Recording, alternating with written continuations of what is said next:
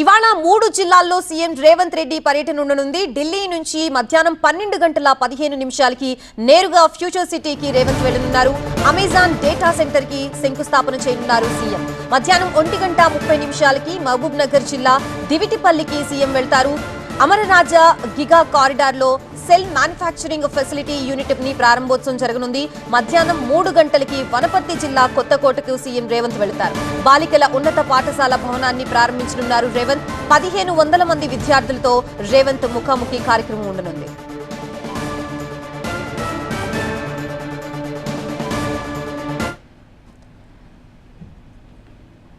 ప్రభుత్వం ప్రతిష్టాత్మకంగా భావిస్తున్న ఫ్యూచర్ సిటీలో అతిపెద్ద పెట్టుబడిగా అమెజాన్ డేటా సెంటర్ ఏర్పాటు చేస్తున్నారు. 60,000 కోట్లతో అమెజాన్ పెట్టుబడి పెట్టనుంది. టెక్నాలజీ పెట్టుబడుల్లో రాష్ట్ర చరిత్రలో ఇదే అతిపెద్దదని ప్రభుత్వం చెబుతోంది.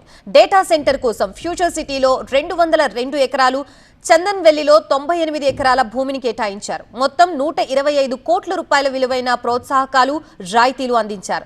ఇంటర్నెట్ ప్రపంచానికి డేటా సెంటర్ గుండెకాయ లాంటిదని, peri urban region economy pure పరిధిలో డేటా సెంటర్ అత్యంత కీలకం కానుందని ప్రభుత్వం భావిస్తోంది.